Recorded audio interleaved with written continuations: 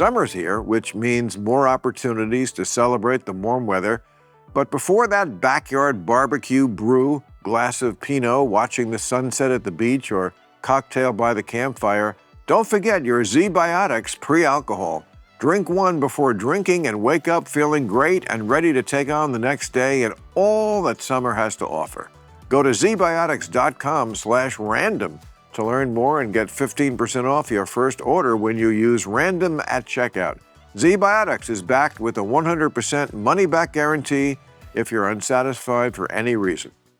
Radioactive Media knows how to build campaigns that don't just sound cool, they actually work. They cut through the noise and help brands grow by speaking directly to engaged listeners. They match your message with hosts who believe in what you're selling, like me, when the check clears. Hey, it's summer. Time to heat up your strategy before your competitors stop being idiots and beat you to it. Go to radioactivemedia.com or text RANDOM to 511-511. Text RANDOM to 511-511 today. True Classic isn't trying to be some overpriced designer brand that makes you feel out of place. And it's not fashion garbage that disintegrates in the wash or ends up in trash heaps. It's real, affordable, built to last, and built to actually give back, too. No bunching, no stiff collars, no BS. Grab these things at Target, Costco, or go to trueclassic.com/random. True Classic for guys who want to look good without trying too hard, or at all. We're not non-existent. We do exist.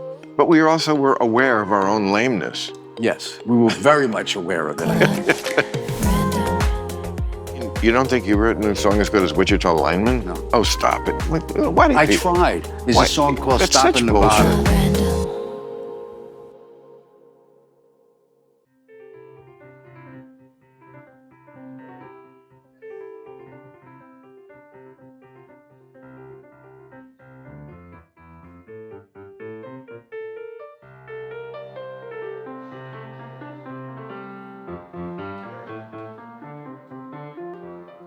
Hey.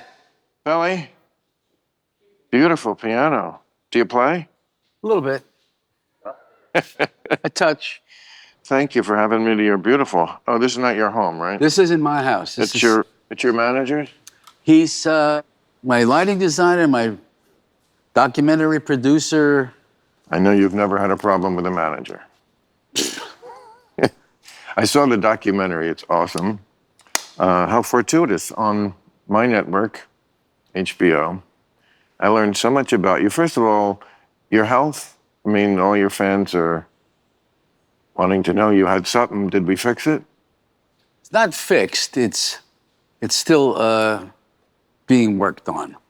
But you look good. You sound good. You look and sound like you. I feel fine. Oh, okay. My balance sucks. It's like being on a boat. Why? That's a good question. It used to be called water on the brain. Now it's called hydrocephalus, normal pressure hydrocephalus. What causes that? Nobody knows. They don't know. What is it? Idiomatic? Idio something. They don't really know what causes. I thought it must be from drinking. But you don't drink.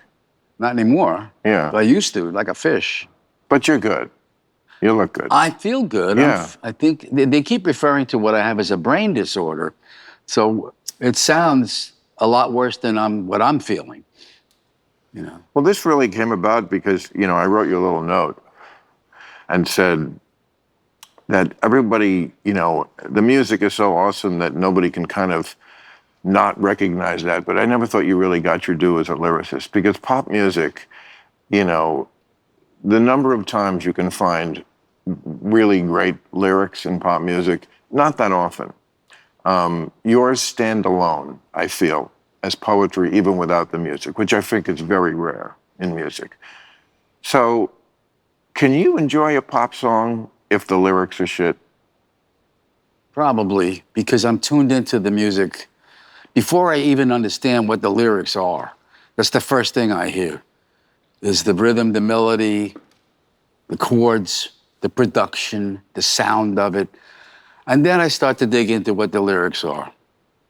If they're really cornball and awful and tacky, probably not.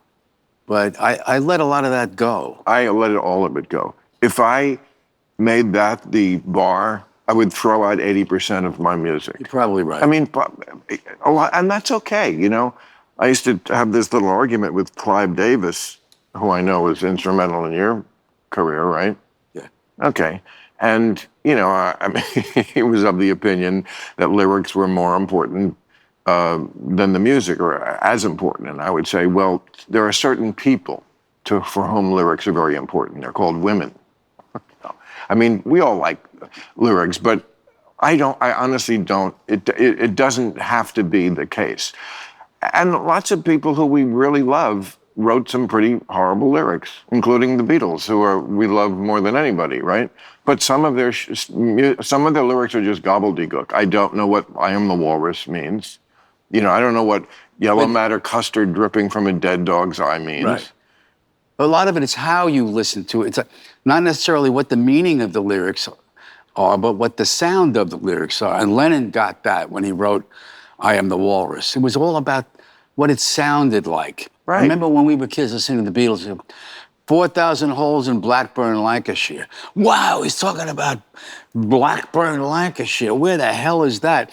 It was so exotic sounding. Like, remember the song Norwegian Wood?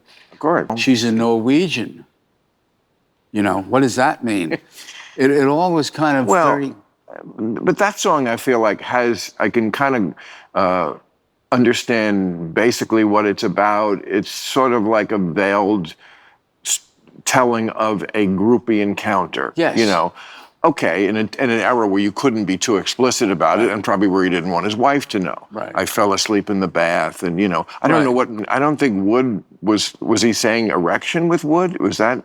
Now we can say that, but No, back but then, was wood a term back then for a heart? I don't think so. I don't think so either.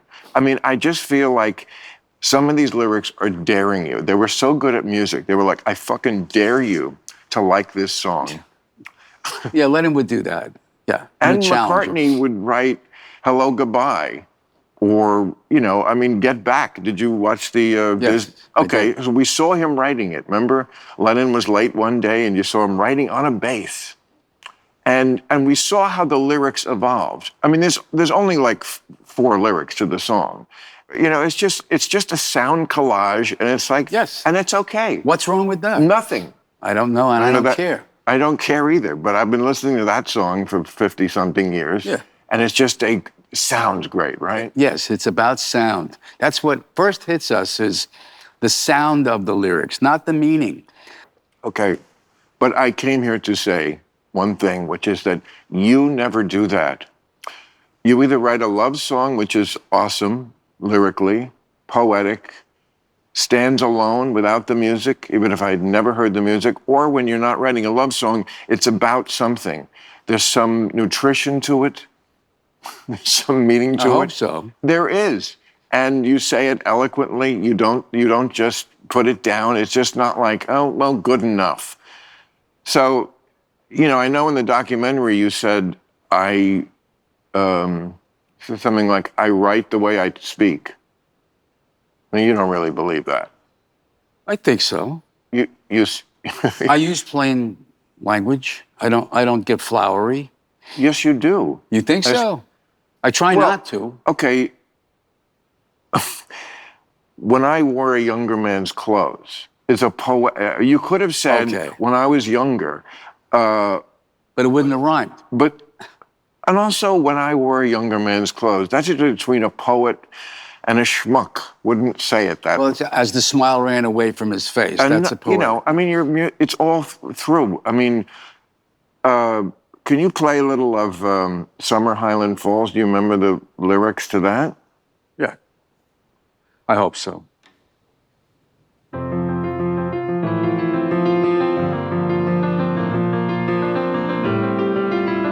You want me to sing? What? Should I? You want me to sing? No. They say that these are not the best of times. These are the only times They're we the know. only times I've ever known. Right. It was the best of worlds. It was the worst of worlds. No. Tale of Two Cities. Oh, is that where you got that from? Yeah, I stole it. Okay. A little bit. Okay, so you're stealing from Dickens, the best. Yeah, I'm trying to. Yeah. Yes. But then in Cathedrals of Our, what's the next line? I believe there is a time for meditation in cathedrals of our own. Okay, you got to admit that's a little more sophisticated than Wooly Bully. It's a little artsy-fartsy, yes. It's okay. Well, for us English and history majors, we appreciated it in a very big way. Well, do you know that there's a song I wrote called "You're My Home"? It was on the Piano Man album. I love it. It's on my top 50 of yours. Well, I got beat up for a lyric in that song. The lyric was, let's see, you're my home. You're my castle, you're my cabin, and my instant pleasure dome. And there was a lot of instant pleasure dome. What a reach. And I said, excuse me, that's from Xanadu. By William Golden. You know, I stole it from a poet. Kubla Khan, yes. Yeah. The story of Xanadu. Kubla Khan, that's right. Yeah. Yeah, I mean, again, not everyone's going to appreciate all this, but I'm telling you, a lot of people do. And I think you are, I mean, I have heard you always say that you write the music first. Yes. Okay, so, and you still write music. Yes. Okay, so it's really the fact that it's the lyrics. You set such a high standard that I think that's probably what is holding you back and why you haven't released music in so long, is because it seems like that's the part. You said at one point in the documentary even, you said you got tired of the tyranny of the rhyme. Yes. Okay, and you know what? I'll tell you a little story. I tried to write a song once. It's hard. It was during the pandemic, and like we were all home with nothing to do, right? And it's like bored. Like, oh, when am I gonna? It's like, you know what? I always thought I could write a song. Maybe not the music, but I'm a writer. Excuse me. I've written 6 books. The editorial every week at the end of the show. I pretty much write that. I mean, with help, but that's my baby. And like, you know, a 13 stand-up special. I can write a song. No, I can't. I tried it sober. I tried it stoned. I tried it in a car. I tried it in a bar. I tried it on Mars. I tried it from afar. I couldn't do it. And, you know, it's just a special, different kind of skill than the one I have. And I even had a good premise and a title. It was called The World Makes Us Lie. Okay, that's a good premise. It is, because it was about someone in a relationship with someone who the world deemed age inappropriate. I don't know where I got the idea. But, and that could be more universal than that. The world does make us lie about things. And, I agree. And it's sometimes appropriate. If you believe what they were saying in the tabloids, you deserve to be lied to, Well, right? just to get along, you've got to lie. Right. So if you want to, if you're bored one day and you want to noodle with that one. Please don't. Because I couldn't do it. I just couldn't do it. It's hard. It is hard. It really is hard. It is. So when you listen to music, I was reading in the Times 2 days ago, they said the kids are back into buying DVDs because they got the memo that on digital, you don't ever really own anything that you think you own, but you really don't. Right. So like DVDs, yeah, that it's not my format. But what do you stream? Do you have an 8-track? Do you have a jukebox? I don't know how to even get to it anymore. I can't even turn my TV on without going through 4 or 5 different permutations. Oh, I know. But like, but when you listen to music, what are you listening on? What first format? I got to find the right medium to hear it. I don't always, you know, I hardly play vinyl anymore. Although I have a turntable, a really nice turntable. I got a nice stereo, Macintosh, you know, analog equipment, and I don't know how to use it.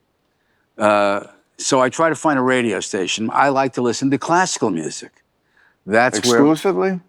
Pretty much. You never want to hear Crimson and Clover. No, I do. My kids make me listen to pop music. Daddy, put on the pop station. Okay. Okay. We're talking about radio now? Yeah, in the car.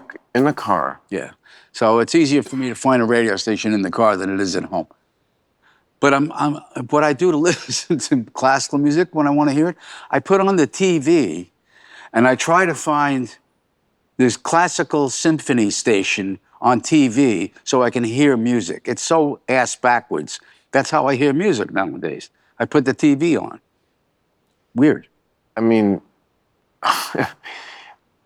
for me, the iPod, because I'm an anal retentive person, was like the perfect medium, and I still use it. It's not easy. You have to buy them on eBay. They don't make them anymore. Apple definitely doesn't want you. It sounds like ancient technology. It is, but it's superior technology, and I'll tell you why. First of all, on the iPod, first of all, it's all in your computer, and then you sync the iPod. Do you remember that, when you sync it to you? So your playlists, all your music is there. So for someone who just wants exactly what I want, streaming is all about, you like this, so you'll probably like this. And my answer is no, I won't. But more than that, it clarifies to me how great an artist is or not. How many songs do I have of theirs? Do I have 8 or 100, That to me is very valuable. It's one reason why I never understood why, like, you performed with Elton John. Why would two guys who each have so many songs that you could fill more than a concert, why would you do it? Why would you join forces? You don't need to join forces. Like, I understand bands do that. Like, if you want to have Soul Asylum go out with Sixpence None the Richer, makes total sense. No offense to the bands. It's no offense to only have 4 or 5 hits, but why you and Elton John? Well, that goes back a long ways. I actually met Elton in Amsterdam back in the early 70s, the Sonesta Hotel in Amsterdam. So Elton was at the hotel. Steve Cohen, who I was just talking about earlier, knew his manager, John Reed, and got us together. But we met, and we were saying, I hope you don't believe what they write about me and you with this rivalry, because I don't have any rivalry towards you at all. I admire your work. And we said, someday maybe we should get together and play together and show people how we are different, because there was a lot of comparisons going on. Neither of us were comfortable with that. So we talked about, how do you overcome something like that? And there was an early idea, let's play together and let's see, let the chips fall where they may. Let people decide for themselves. You really gave a shit that much that they said that? I mean, to the point where didn't you go out, I think the doc said you were 16 years on the road with him. Yes, on and off, 16 years together. Again, it's just crazy to me that somebody who could do more hits than we have time for of his own would then, like, do a show with another guy. It seems like it's an embarrassment of riches. But it was the fun part about it was I got to play his shit, and he got to play my shit. What did you play of his? Oh, I played Goodbye Yellow Brick Road, which I loved. Love that. I played Your Song. A lot of his big hits I got to play. And I didn't have to play the Billy Joel stuff, which was kind of a nice relief. Double albums, remember? Yeah. Very few good all the way through. It's hard enough to make a single album good all the way through. You always did. Tried. And we appreciate that. All right, put a notch on the science side. This is a good one. No, not artificial intelligence, not flying cars. I'm talking about Z-Biotics, pre-alcohol probiotic drink, the world's first genetically engineered probiotic for something important, drinking. Invented by actual PhD scientists, not some guy in a tank top with a mullet on YouTube. This probiotic drink helps you survive the rough mornings after drinking. Here's how it works.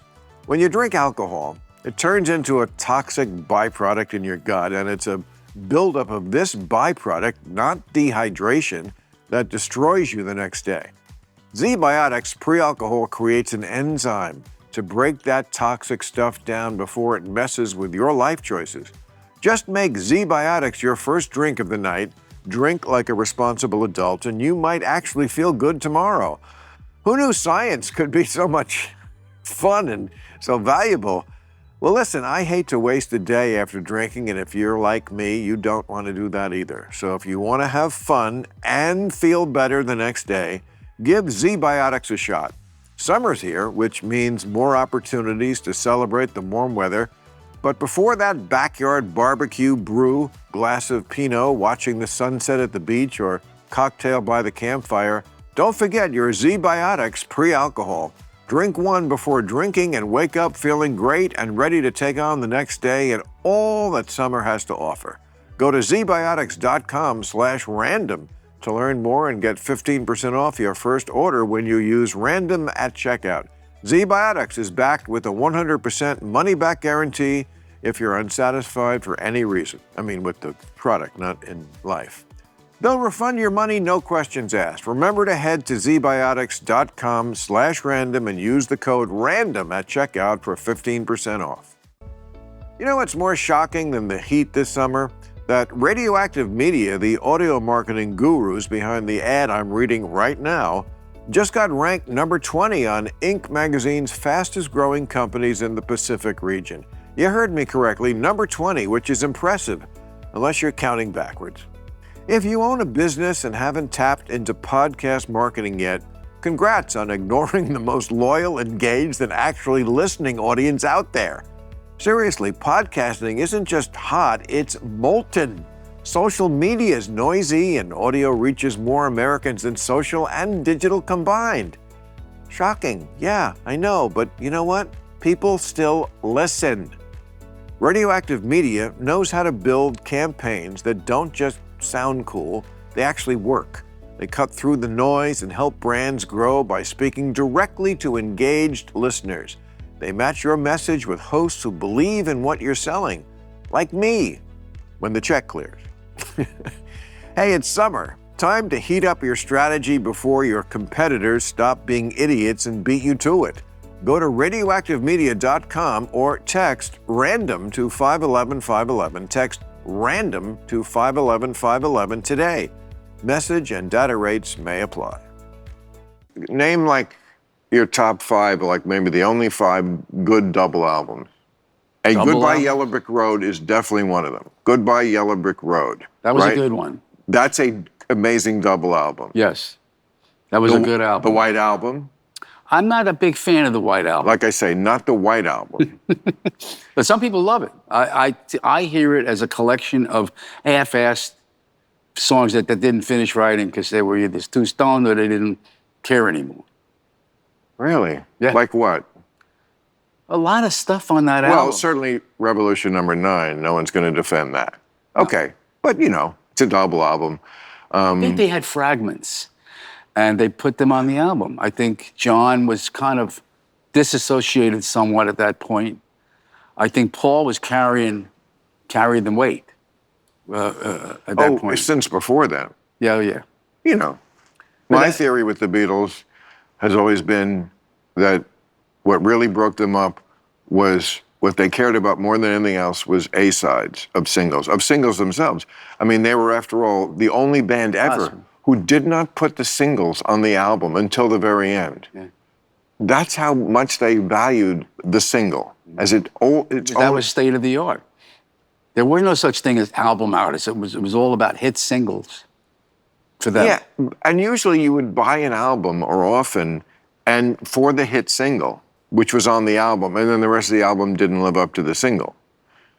They didn't even put the single on the album. And I think at a certain point, Lennon was not getting the A-side. Imagine writing a song as great as Strawberry Fields. And it's not the hit.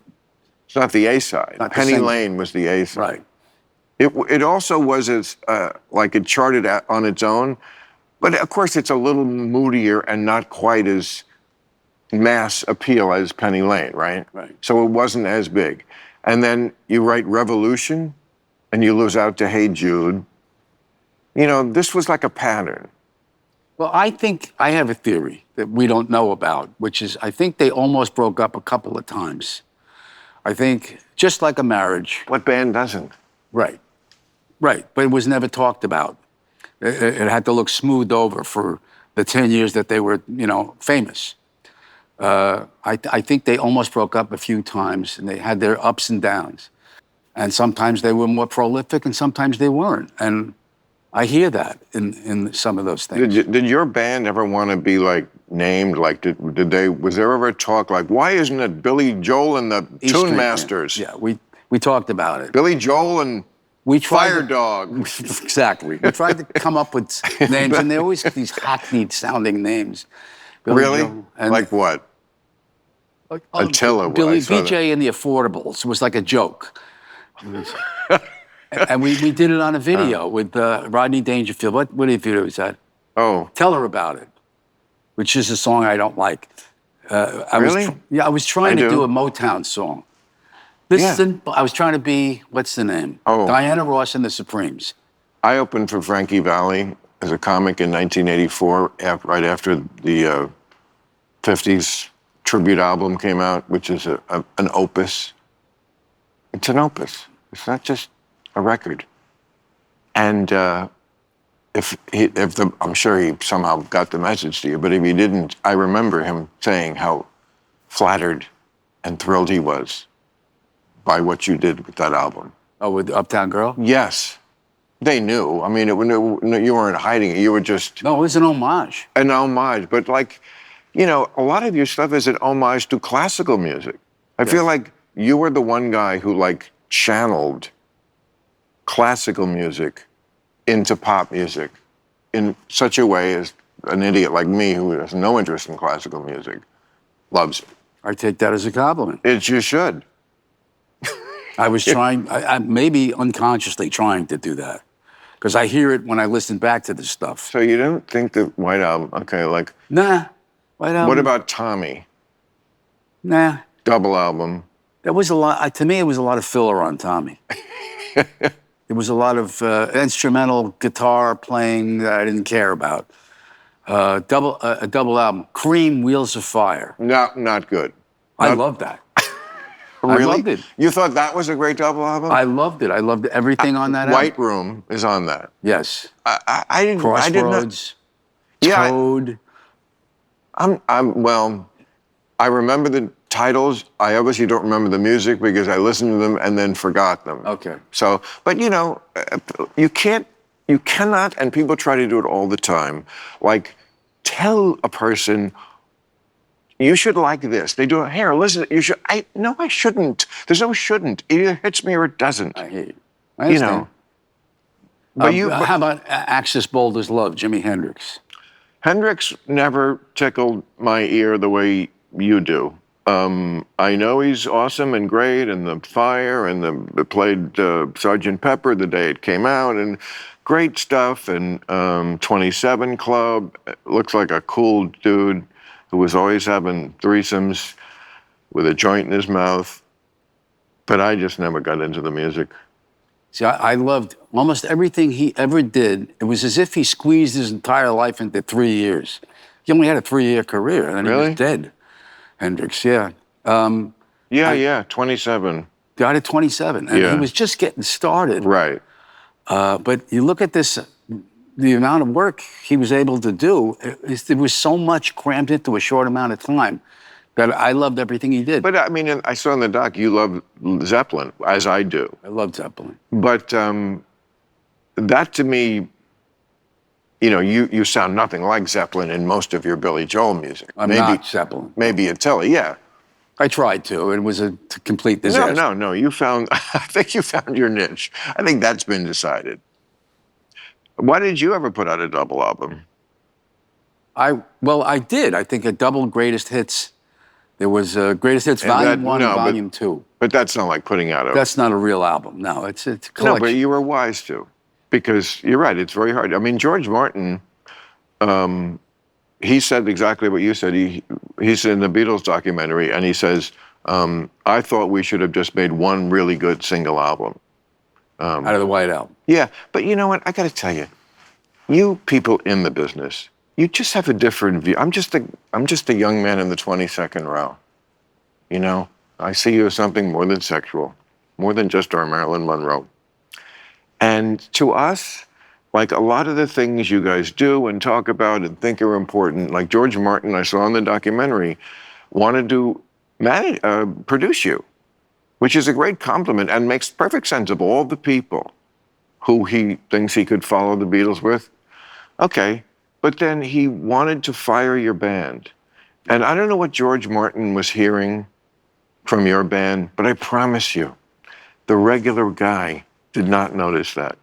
Did not think that band, oh boy, Billy Joel's records, oh, if only he'd fire that band and hire a good one. It's ridiculous. That was one of the most traumatic things I went through, was deciding not to work with George Martin, who was one of my heroes. I thought he was an integral part of the Beatles, and I loved the Beatles more than anybody. Completely. And he was the fifth Beatle. Right. And wait, you're not going to have George Martin produce you? Your big problem is production.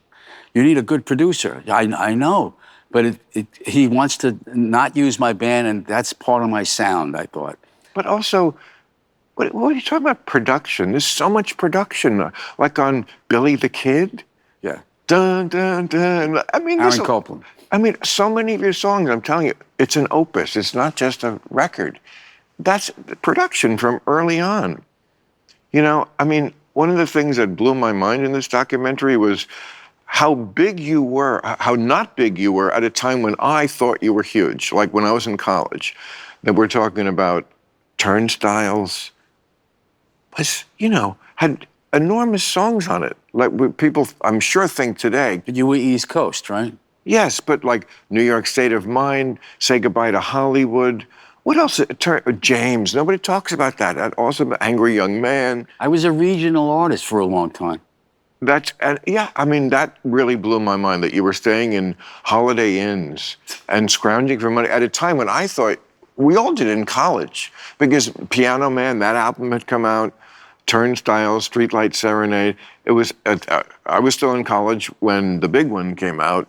It was a long slog. And the critics were not kind. I mean, do you think did that affect you? Like you said, the thing with Elton John moved you to do something, because they were mean and wrong. I thought they were wrong. And they were wrong. Okay. Definitely.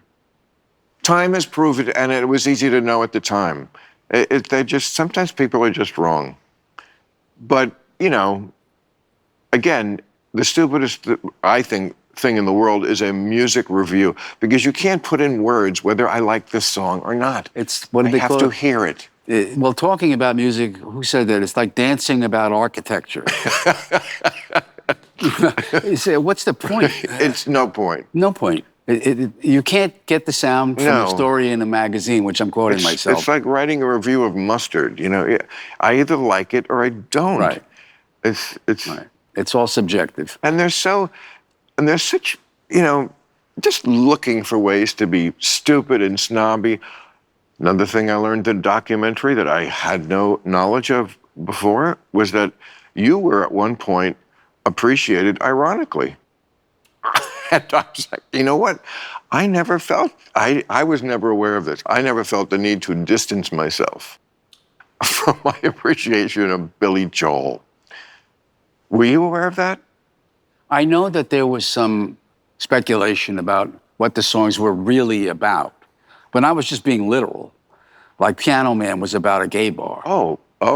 You know what I mean? It was like, I didn't know that until recently. No. But I mean, I feel sometimes something is so popular that then they decide it's corny. You know, like I saw it happen to Stairway to Heaven. You know, one of the greatest songs ever. And the song didn't change, but it just got played so much. Is there a bustle in your hedgerow? Do you know what that means? No. Because I don't get that one. Exactly. And that's what I appreciate about you. You never do that to me. You never make me go, what the fuck? You know, could you replace the placeholder lyric with a real one? Would you put in the time to do that? Do you buy Davy in the Navy? Yes, totally. Okay, a lot of people don't. They go, that was a stretch. Wow, what a cornball lyric that is. The guy's name was Davy, and he was in the Navy. Even if it wasn't, it rhymes with Navy. Exactly. Thank you. And it makes sense. Again, it's couched in this song that has so much poetry in it. It also moves people in a very big way. I mean, but again, that song is kind of like the Stairway to Heaven song. It's just so fucking good and played so much that at some point, some group of people have to come along and go, oh boy, yeah, Stairway to Heaven.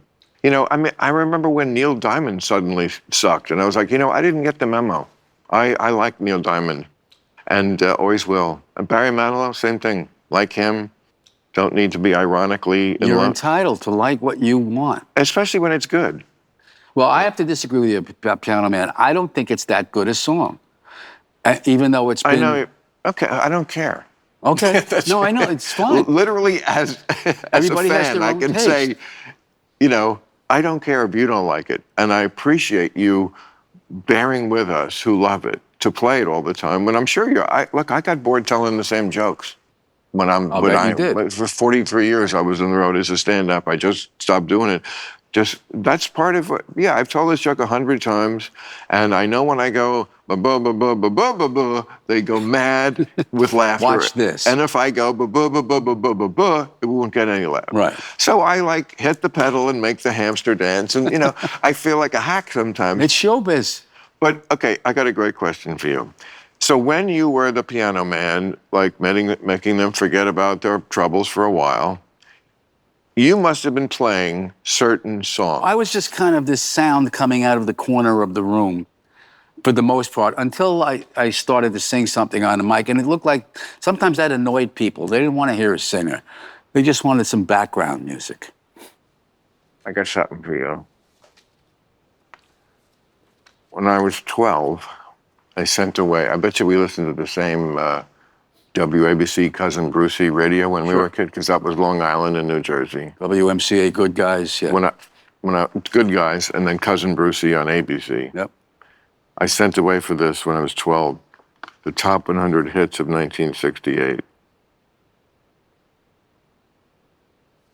You're bowled over by it. Well, am I supposed to know? No, I'm just saying, I still have it.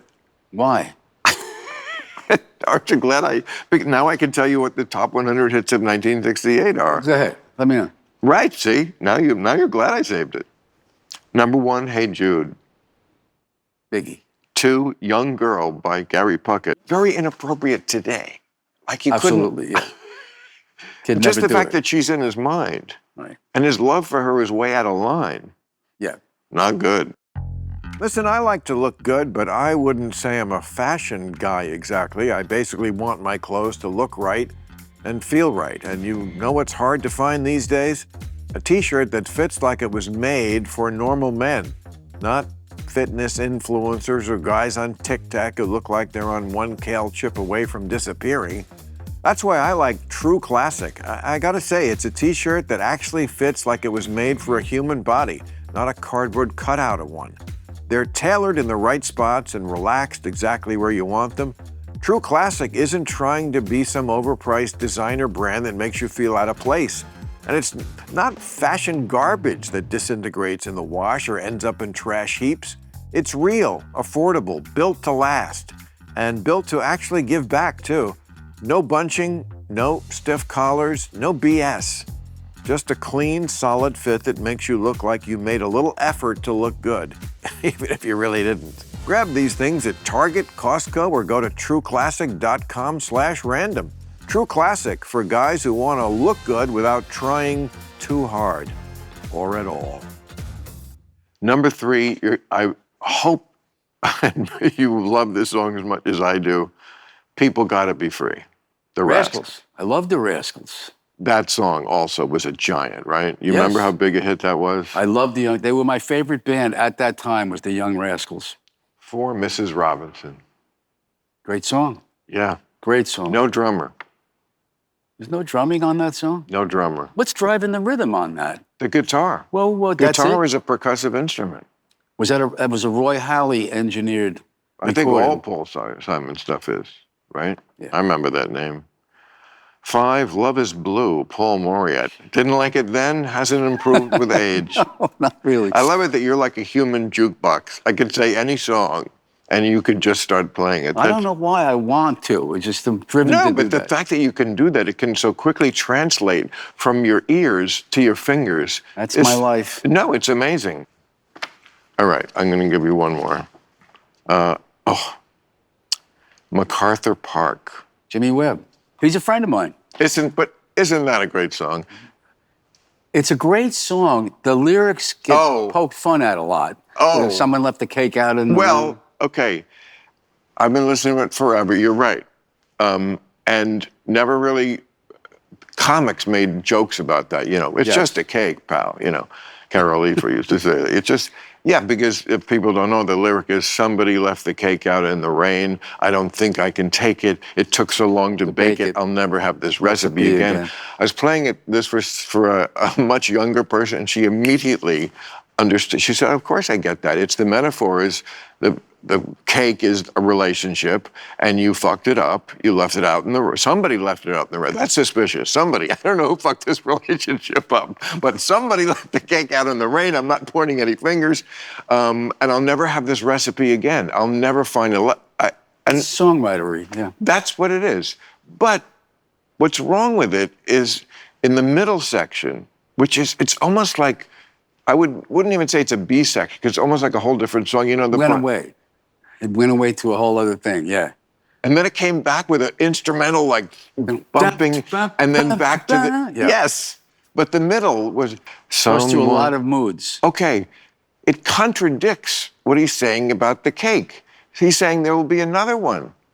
I'll have another dream, and someone will bring it. Well, you just said I'll never have that recipe again. Yeah. Yeah. And you never do that. You never make me go, that doesn't make sense. Yeah, but if I could write a song as good as Wichita Lineman that Jimmy Webb also wrote, I'd be a very happy man. That's in here somewhere, Wichita Lineman. Wichita Lineman, yeah, I was 68? Yes, I was looking at it here somewhere recently. I saw it. I'm not going to look Gorgeous song. Yeah. I mean, you don't think you've written a song as good as Wichita Lineman? No. Oh, stop it. Why did I tried. There's a song called Stop in Nevada. I was trying to write. Love Stop in Nevada.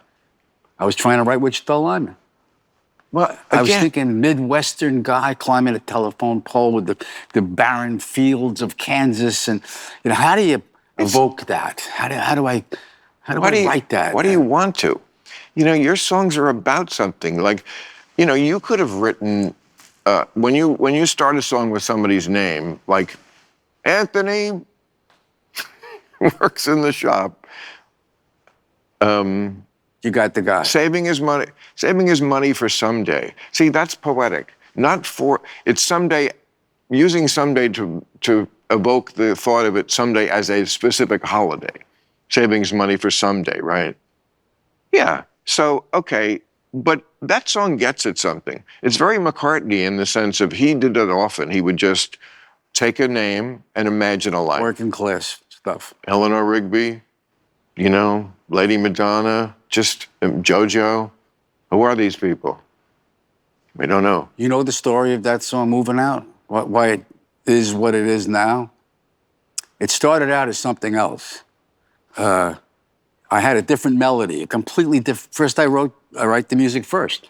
The what I was writing was somebody else's song. It was a Neil Sedaka song. So I show it to the band. The band goes, "That sucks." I said, "Why?" Because it's a Neil Sedaka song. Said, oh, you mean I have to write a whole other? But that still sounds like the song to me.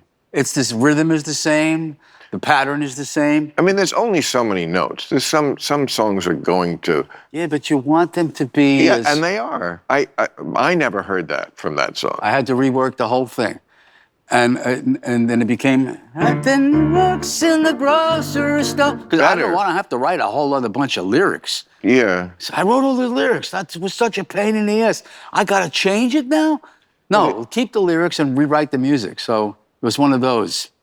But it's about something, you know. Yeah. I mean, it's not just Eleanor Rigby. That's about something, loneliness, and that's a great lyric. Yes. But Desmond, you know, these are just like I can imagine I'm this other person. Whereas your thing is you know, I mean, I would say that song fits into your like subgenre of your sly commentary on the disintegrating American dream, Allentown, you know, Moving Out is one of those songs. You have a number of them, I think. Well, you're picking up on something that's what I like about reading your book. I'm tipping over sacred cows all my life. That's what I like to do. I like to do that. Catholic Girl song. You had to, it had to be done. But it did have to be done. But I was surprised to realize watching the doc that it was that controversial in the 70s. Oh, yeah. I mean, I guess look, I've had many letters from William Donahue, the head of the Catholic League. He literally has challenged me to a fight. Really, like I got two some of that. 60-something-year-old men in the parking lot with our shirt sleeves rolled up, really? But that's how the Catholic Church feels about me. So, but that they were really upset. Yes, they were. And it's such a clever, energetic, oh, it's just great, you know, and it's funny. And it's one of yours that's like in triplets, right? Which is to me a comedy rhythm. Like Captain Jack is in triplets, and it's like, see, comedy is always threes, like ba ba ba ba, and then the thing right doesn't fit. Takes you, and every triplet in Captain Jack, it's almost like you're on your street clothes from your head down to your toes. But so your finger's gonna pick your nose, you know, like and your father's in the swimming pool. Like every trip, it's almost, you know what I'm saying? When's the shoe gonna drop? Yeah. Yeah. Right. Well, that's interesting. You know, and the ironic thing about Only the Good Die Young is that, in all honesty, the Catholic girls were the easiest ones. They were the least pure of all the young girls were the Catholic girls. Everybody knew that. They were the easy girls. Really? Yeah. I did not avail myself to, and I was raised Catholic, to either this knowledge or these women. That was the way it was on Long Island? I think so. That was the And they were attracted to you because you were because you were forbidden fruit? Yeah, I think so. As a Jew? I didn't even have Jewish upbringing. My family was Jews. Yeah, the same thing, but my mother is Jewish heritage, but I was never in a temple, and neither was she. But that would make you a Jew. Yeah, that's what they say. But you know what? I don't like when people say something that is an opinion, and a religion is just an opinion. Right. Don't tell me what it is. Right. Like first of all, it comes from Roman law. We're not going by Roman law anymore. Yes, in Phyllis. In some ways we are. Yes, we are going backwards in some ways. I think it's settled. But that's another thing I learned in the doc about you. You're German. This explains so much. Because, like, who are the great composers? All Germans, I guess, because the Russians, but, like, who dominated first? Bach, 17th century. Then Mozart in the 18th century was the man. Then it was Beethoven, Schubert. It's a Brahms, German thing. Wagner. It makes sense that there's something in the Teutonic blood. But I'm not Teutonic. Well, that means German, doesn't it? Yes, it does, geographically. Yeah. But my family were Jews. Yeah, but you were still German Jews. And they were more German than they were Jews, in their minds. I mean, the seat of anti-Semitism before Hitler was not Germany, it was France. Yeah. The Dreyfus Affair. Yeah. You know. And Spain. Spain, everywhere. It's amazing the one thing the two political sides can agree on is hating Everybody the Jews. hates Jews. Yeah. It's like, what could bring us together? Well, I just... Jews.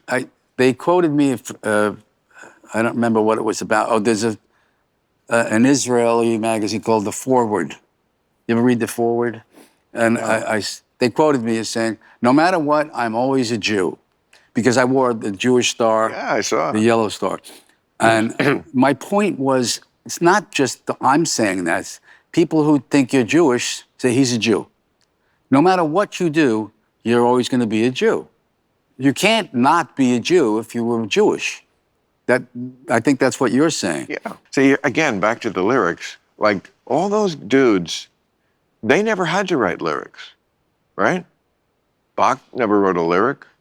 No. So he didn't have that burden. And, well, Mozart wrote operas, right? Did he write lyrics? Mozart wrote operas. He had Da Ponte. who was his lyricist. Oh, so he didn't write lyrics. He didn't write libretto. He Okay. wrote music. Beethoven stole from the famous Goethe, who wrote the Ode to Joy. Freude, schöne Götter, Funken, Rappe, Alt Elysium. He borrowed from the famous poet, Goethe. So did you ever think about, like, okay, Bacharach had Hal David. Yeah. And your boy Elton had Bernie. Bernie Taupin. Did you ever think, oh, why don't I get me a... I thought about it. You made the right decision, because you would have been disappointed. You would have. Maybe.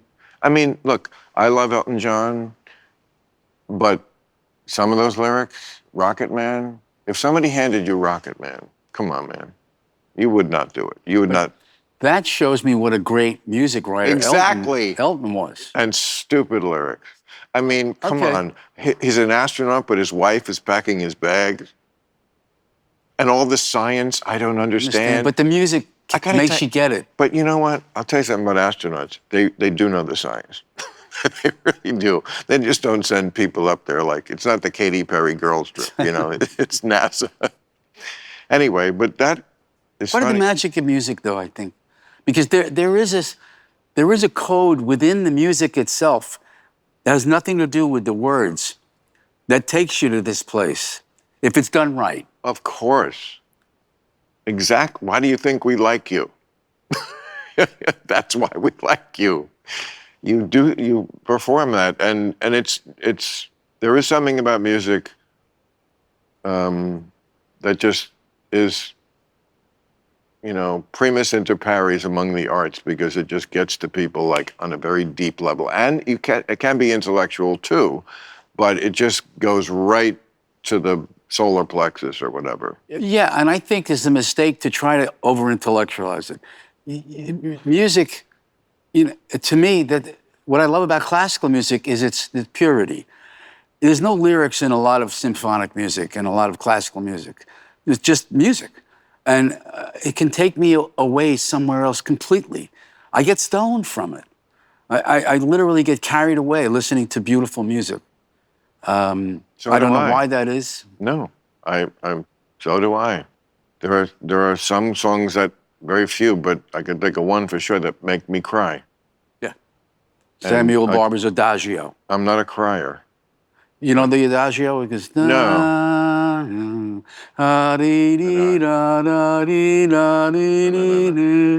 That's your function is to take that and make it pop music for me. Okay. Because I'm just, again. Well, how about?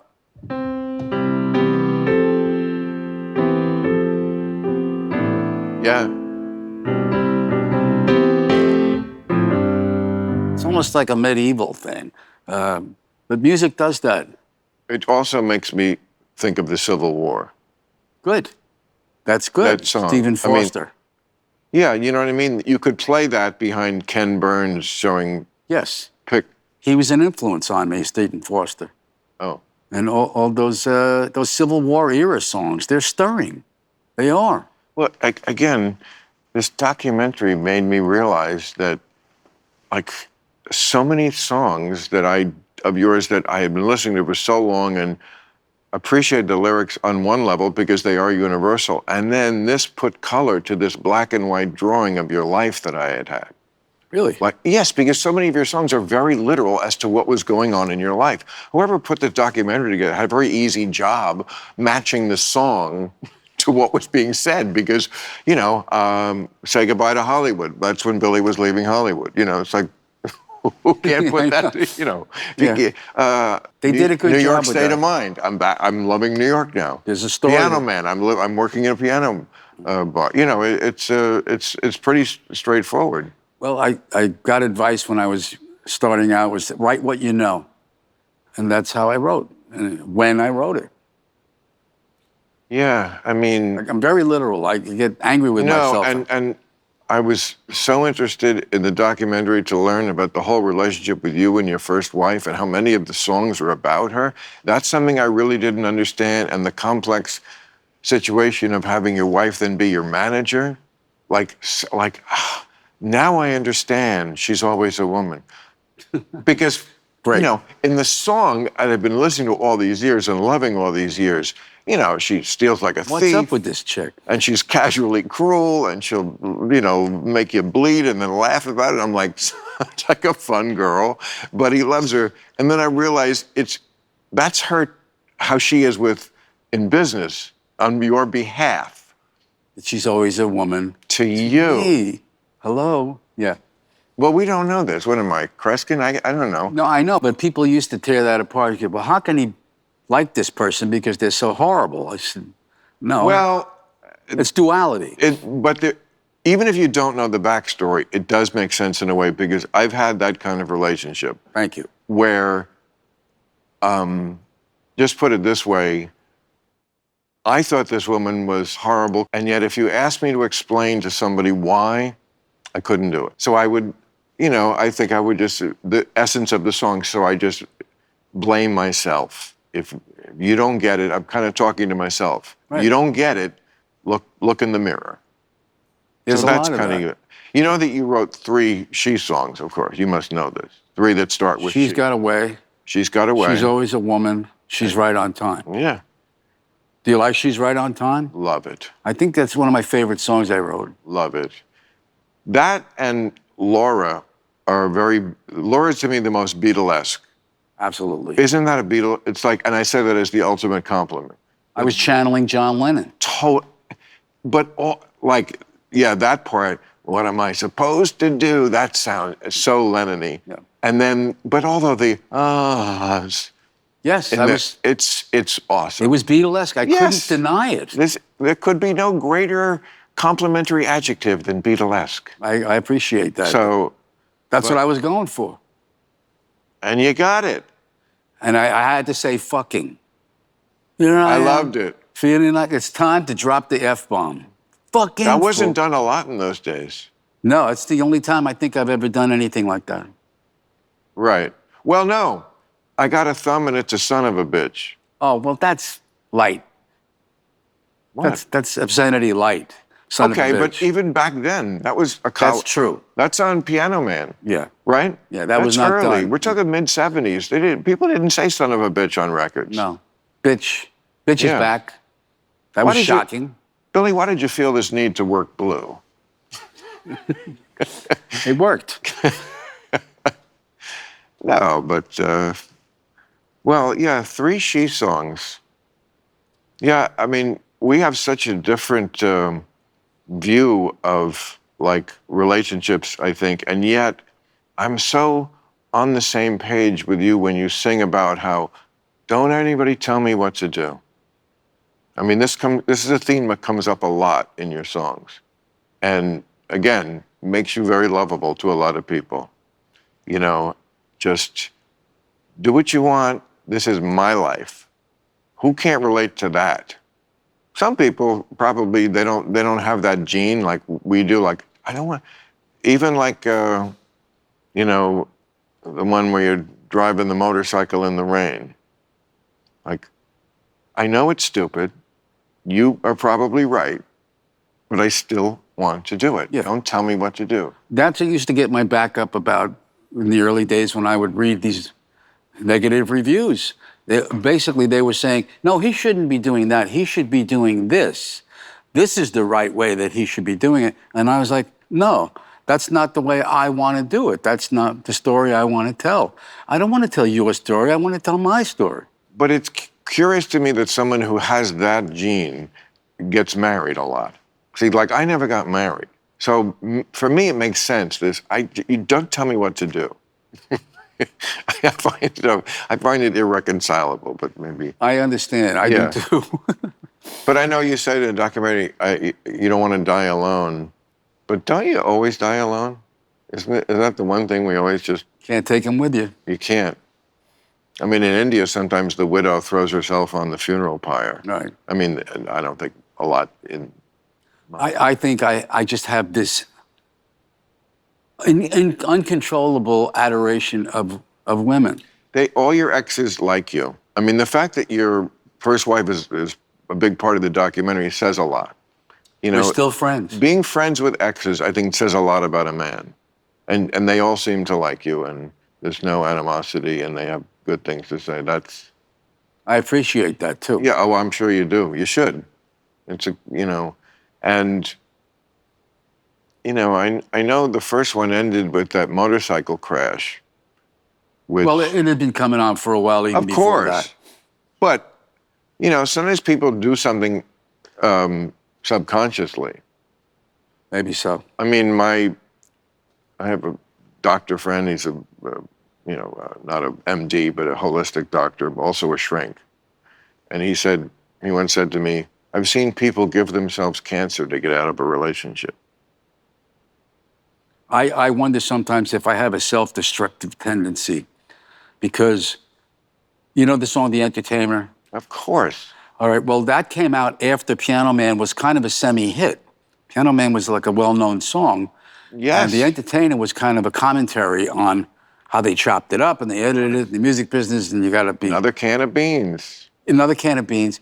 So here I was, things are going well, and it was almost as if I was saying, let me see if I can screw this up somehow. And it wasn't a good idea to release that song based on the music business response to it, because they didn't like that. That was not a popular song with them. So, oh, he had a hit and now he's bitching about it. That's how it was received. So I always wondered about something like that. Do I have that self-destructive tendency? Well, you almost died 3 times. There was the motorcycle crash. Then there was well, you know what? Those early ones, I had the same, I'm going to kill myself when I was 19 years old. If I could have gotten laid once at Cornell. You probably would have been better off. Are you kidding? My depression would have lifted. And Exactly. I would not be suicidal. Right. But, there's that era of your life where you do kind of have this, you have to get over the idea of feeling sorry for yourself. Yes. And that's what, one where you... That's a big one. You drank Lemon Pledge. I saw that in the documentary. That's what they said. Yeah, it was Lemon Pledge. That's right. You remember that? It's hard to forget that. Lemon Pledge? I mean, in your defense, lemon is a flavor. It would look tastier than bleach. There were 2 things in the closet. I said, I'll take the Lemon Pledge because it's lemon flavored. It'll be tastier. Wow. All I did was fart furniture polish. I polished my mom's wooden chairs. I remember that. I feel like our generation, so much more stoic. I mean, when you were playing Summer Highland Falls, the end of the chorus is always, it's either sadness or euphoria, which I don't know if I completely relate to that. I mean, I certainly remember sadness. Euphoria? They used to call it manic depression. And that's how I was feeling at the time. That's that age, like you said, 19 to early 20s. You got your head so far up your ass, you can't see straight. And you have to get out of yourself. You have to start empathizing with the rest of the world. You also had family stuff. I mean, that's really a big part of the first one, your father. Yeah. Or lack of, I didn't know all that. You kind of he left, and then even when you found him, it was not. No. What is the lesson there? That even when you're related to somebody, they don't have to be kind. They don't have to be good to you. They don't have to care. What is it? Don't meet your heroes because they're going to let you down somehow. But when it's your own kin. But you know what? My mother told me a story. My mother did not have a father. He left as soon as she was born. This is in the 20s. And so she was raised by my grandmother and the immediate, the larger family, the grandparents. But I remember she told me she was in World War II, as both our fathers were, a nurse. And I forget how it came about, but her father, she was going to meet her father for the first time. And she was in her army uniform. And she was super excited. She didn't tell me a lot of stories like this, but she met him and she just said, it wasn't like he was mean or anything. He just was cold. It was like he just had to be there. He didn't really want to be there. And you could tell it just was devastating. Yeah. Almost worse than if he had hit her or something. So. It's one of those things I don't know if you really ever get over. No, not family stuff. I mean, I realize, the song Vienna, I didn't course. realize until recently it was me writing about me. Yes. I just thought it was about my friends. I was seeing my friends drive themselves crazy trying to live the American dream. And I thought I was talking about them. And I watched the doc and I went, wait a minute, this is me looking for my dad. That's what this is about. And I'm still trying to work all that out. All those songs you have about going home to your family, Right. like, you cannot understand how interchangeable, like, people of our age who grew up like in the suburbs of New York, our lives were. You know, I bet you grew up in an all-white town. Yep, all white. So did I. Rivervale, New Jersey. And, you know, this is supposedly the liberal Right. east, northeast, Right. New York City, but that's where people were in the 50s and 60s. Yeah. But all those songs, like, it's like, wow, this guy's so in my head, you know? You know, well, our fathers fought the Second World War. My father fought the Second. Spent our weekends on the Jersey. We spent our weekends on the Jersey Shore. Or the one about the suburban showdown. Again, what an opus. Like, I've had that feeling when I lived in LA and I was going home for Thanksgiving or something, and it was like, going east on a plane, drinking all that free champagne. I know it's supposed to be fun, but I wish I took my gun. And then, you know, sitting around with the neighbors there and the TV on the kitchen chairs, all those details were exactly my life. Well, it was what I knew. But you remember when we were growing up, the prevailing literature at the time was trashing the suburban culture. So we were kind of made to feel non-existent almost, useless, vanilla. What's the point of existence? We're just existentialists. I remember feeling insignificant because of that, and I was trying to present, hey, I'm here. We're here. You know, we have something to discuss. We have something to talk about. We're not non-existent. We do exist. But we also were aware of our own lameness. Yes, we were very much aware of it, I think. I mean, We're beaten over the head with it. I never liked living in New York City because I grew up in the suburbs. I like LA because it's the suburbs. There's no there. I like a lawn and a single family, even if it's a shitty one. Right. Our house is very small, probably like what were you, like a Levittown? Levittown house, yeah. Levitt house. Yeah, yeah. Houses were so much smaller. Yeah. But you had a quarter acre and it was your property. But it was yours. Yeah. It was enough. It's my whole universe. Oh. But, you know, you really write about the stultifyingness of the suburbs. I mean, that Captain Jack is really about that. Moving out. So many of these songs evoke that era, that post-World War II generation. That was just very different. And it's like, I think of Angry Young Man, which is one of my faves of all. I figured that. It's an amazing record, so prescient, so fitting of this time. I don't know if it was ever a single, no? No. Okay. I figured you liked that song. Oh, I mean, I'm not going to recite the lyrics. I'll just do the B section. I believe I passed the age. Of consciousness and righteous rage, I found out that just surviving is a noble fight. I once had... Once believed in causes too. I had my pointless point of view, and life went on no matter who was wrong or right. I feel like that is the message of the age, even though some people will hear that and say, look at these two assholes. Boomers. You know, who aren't just like, Trump's the worst. Okay, but even if we admit that,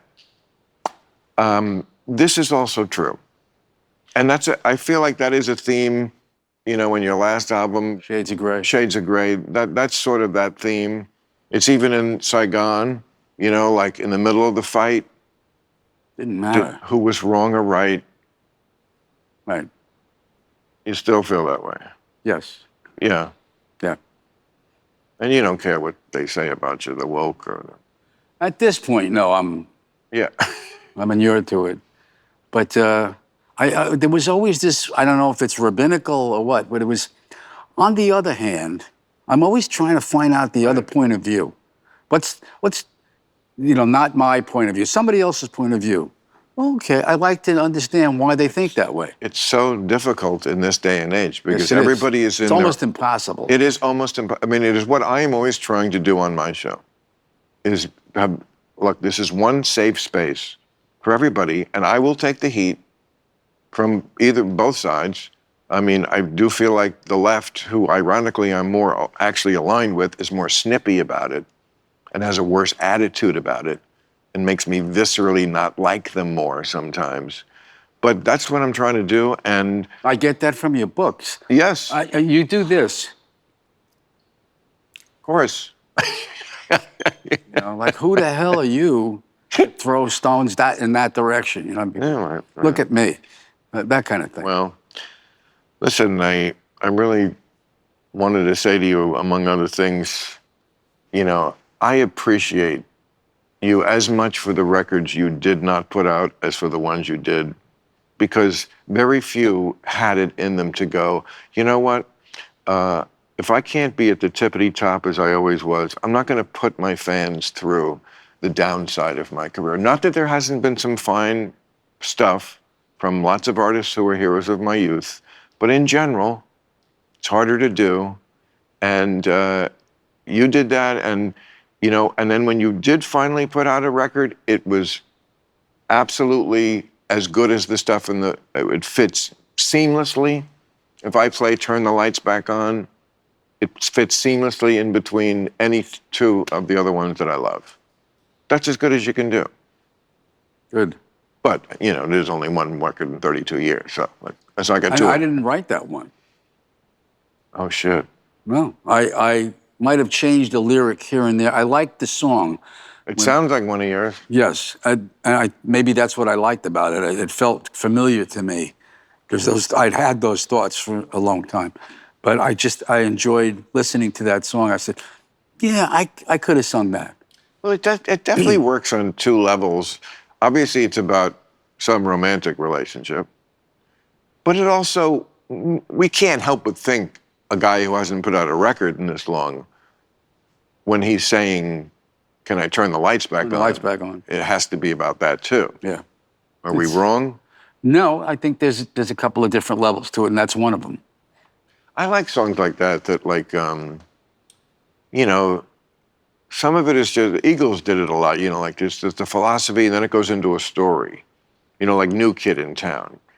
First, it's like, there's talk on the street, there's a new kid in town, and then it goes into like this whole section about the music, and talking about a girl, and it does kind of comment on each other. I feel like that's what's kind of the thing that's going on. I think Don Henley does that very well. I admire him as a songwriter. Oh, such a great songwriter. And people have this deep animosity towards the Eagles. They've been so successful. That's my Stairway to Heaven theory. Exactly. What is that?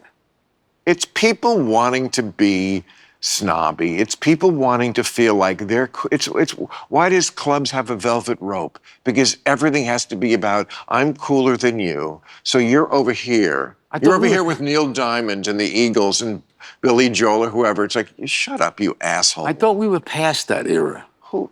Why did you get that impression? You thought humans got evolved to a greater... I thought we got smarter.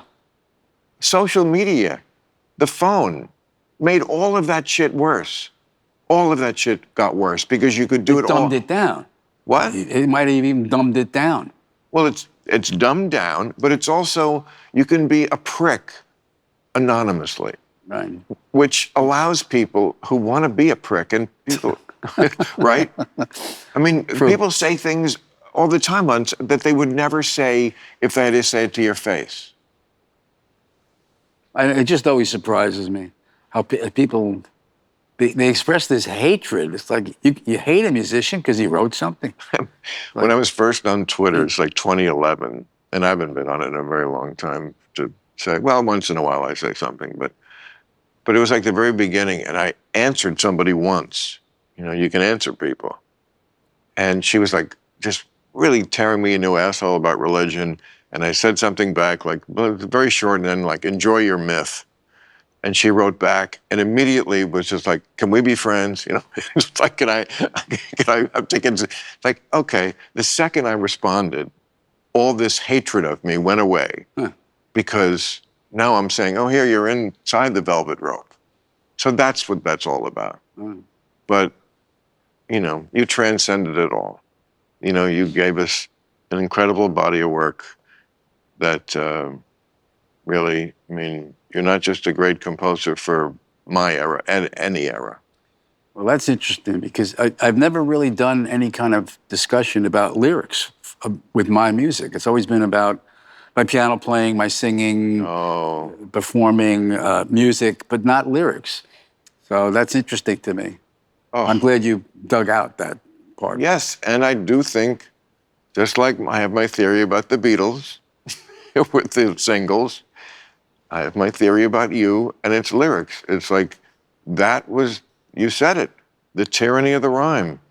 To come up with the music, you could, you know, that's probably more fun and easy. But I also was influenced by people that, we're talking about over 150 years ago. You've heard of Gilbert and Sullivan? Yeah, of course. My mom and my dad used to listen to Gilbert and Sullivan operetta. These were operas.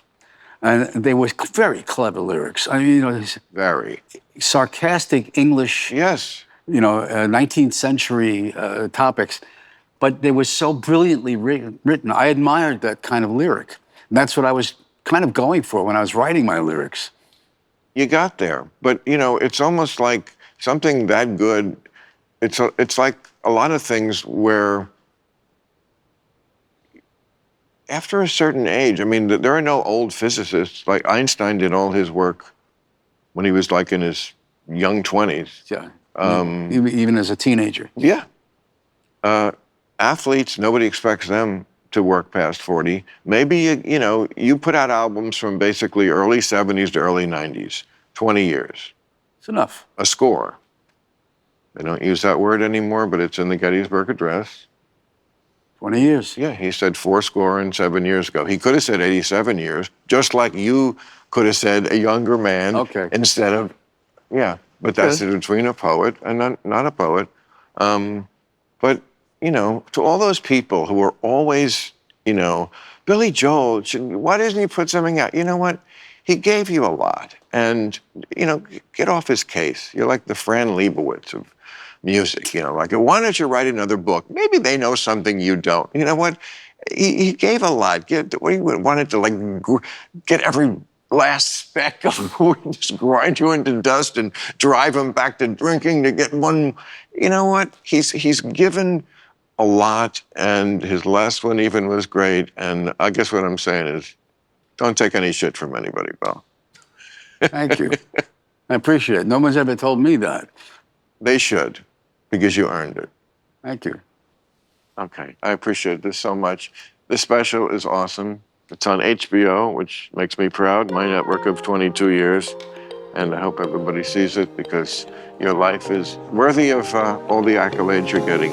Club Random. If anyone should get a victory lap, it's you. Thanks. All right, pal. Very good.